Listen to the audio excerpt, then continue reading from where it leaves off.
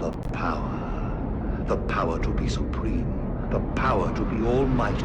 The power to be masters of the universe.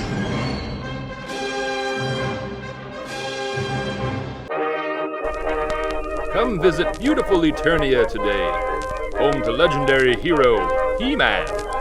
Watch everything you love from the cartoon and comics come to life on the big screen. There's Castle Grayskull, from really far away. The Castle Grayskull Throne Room. And the most famous He-Man location, beautiful New Jersey. And what He-Man movie would be complete without He-Man's iconic gun? You too will be a master of the universe with Masters of the Universe. Masters of the Universe begins with Skeletor already having taken over Castle Grayskull and imprisoning the sorceress. Ugh! That's Skeletor's face, huh? That's the design you went with? His nose holes are kind of blocked. People of Eternia, the war is over. I feel like the war for control of Castle Grayskull would have been nice to see. Seal the gates to the city. The castle is secure, and we are closing in on the Thenurian as we speak. That sounds like it would have been exciting. Grayskull, it was terrible. How many units are left? Not many. All of us were scattered. Suddenly, they were everywhere. Chaos. Oh man, that sounds expensive. Guys, back up. I can't get the scene in frame. Guys, back up. I am Gwildor of Thenor, locksmith and inventor. Skeletor's forces were hunting me down. Now, why are you so important to Skeletor? I think it has something to do with my cheek flaps. I don't know if it's a sexual thing, but I'm not sticking around to find out. You know, if you needed a role for an actor of smaller stature, then He-Man lore has already provided beloved wizard Orko, but sure, audiences will just embrace random Gwildor. Skeletor is after Gwildor because Gwildor invented a cosmic key that uses tones to open a doorway to anywhere. And I promise you that you will hate the word tones when this movie is finally over. One simply computes gravitonic tones for a specific destination. The tones it generates can open a doorway to anywhere. I have to take a reading and compute the gravitonic tones. Tones are erased from the key's memory. The tones that were stored in this cosmic key were completely erased. We could search for 1,000 years and never find the tones that will take us home. But the tones, Kevin.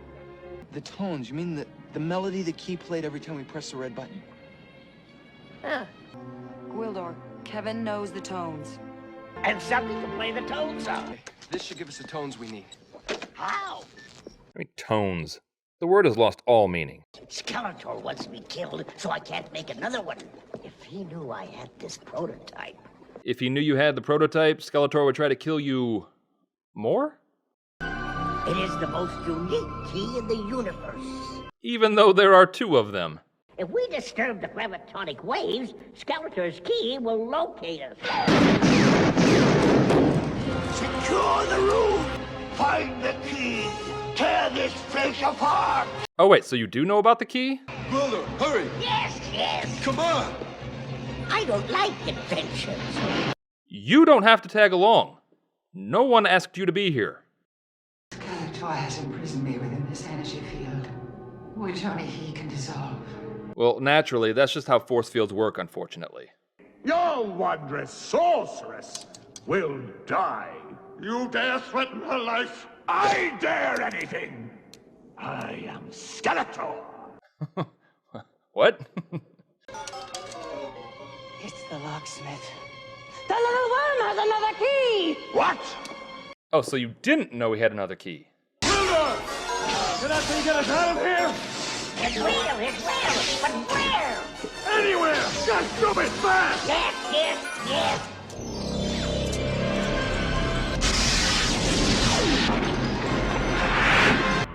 Trace them! I want them and that key hunted out and brought to me! It looked as if he was punching the keys at random. There's no way of telling where they might have gone. Monitor the frequencies! So if they use the key, you can track them to wherever they go, but only if they go somewhere on purpose. The random inputs into the key unceremoniously dump He-Man and his crew into New Jersey, which is really the only way you're allowed to enter New Jersey. And I'm going to take a wild guess and say it's around this point in production where the producers ran out of money because the whole rest of the movie takes place in one square block of Newark. The cosmic key ends up in the hands of teenagers Julie and Kevin. Julie is moving to get a new start as she feels responsible for the death of her parents. It's my fault they died. See, we're all supposed to go to the beach that day. But I said I had to study because I wanted to spend the day with you. So I took the plane to Kathleen instead. Actually, that sounds like it was Kevin's fault. So, what time's your bus to the airport? 8:30. Oh, great. You can make my sound check, right? She's moving 3,000 miles away because of the pain and anguish she feels over the death of her parents and needs a good night's sleep, but sure, she'll come watch you make sure that your speakers are at the correct volume.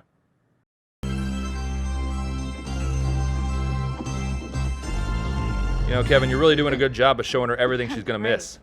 Skeletor then assembles an elite team of classic He-Man characters to retrieve the key. Blade. Who? Sarad. Sarad? What? The Beast Man. Okay, Beast Man is cool. And Karg. Oh, and of course they have fan favorite Karg. No He-Man property would be complete without Karg. Scan the perimeter! No one in, no one out! Listen, Karg, is it? I don't know how you came to be in charge, but I think Beastman knows what the hell he's doing, alright? Although, you know, Karg wasn't sure what the weather was going to be like on Earth, so he brought a shawl, and that's just smart. Native clothing! Lots of it! All over the place! Gwildor, while that's hilarious and all, can you please not wear Julie's dead mother's clothes? Skeletor sends his air centurions after He-Man, and are you really telling me you couldn't have Orko in this movie? You obviously have the technology to make things appear to float. And during the attack, Julie is poisoned and He-Man is taken prisoner. Let them rot.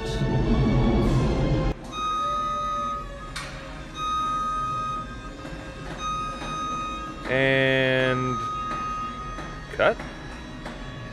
They need to get Julie to the sorceress because she's the only one that can save her. We could search for 1,000 years and never find the tones that will take us home.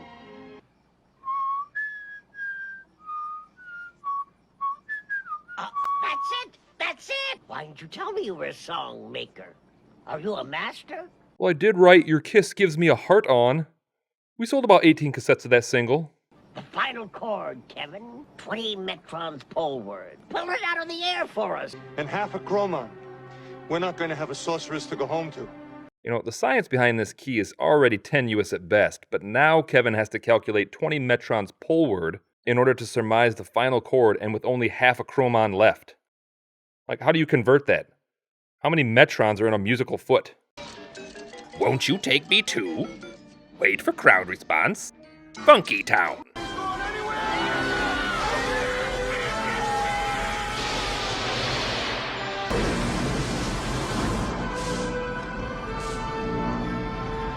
And now, ladies and gentlemen, the New Jersey Civic Theater proudly presents West Side Story. I thought they were supposed to materialize within the perimeter of the force field, and also since they brought a car and a portion of a brick wall with them, that probably would have killed the sorceress, so it's probably a good thing that Gwildor sucks so bad. Of what consequence are you now? The universe's power!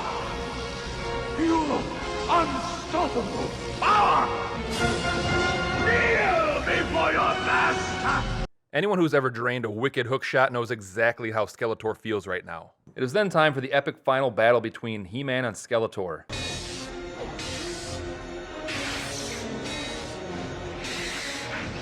I may have overshot with the word epic.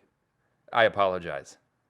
So do you think Christina Pickles and Courtney Cox ever talked about this movie on the set of Friends, or is it something that they both avoided? And actually, fun fact, go back and watch Friends, and even though they played mother and daughter, they never make eye contact with one another the entire time.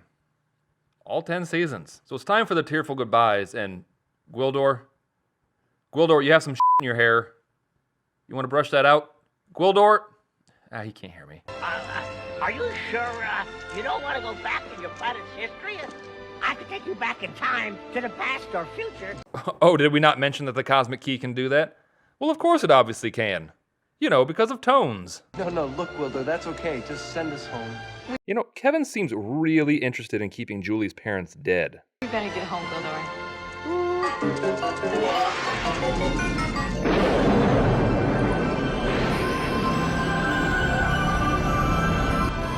Good journey!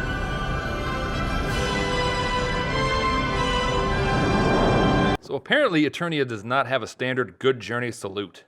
Or is it a separate salute based on gender and social status?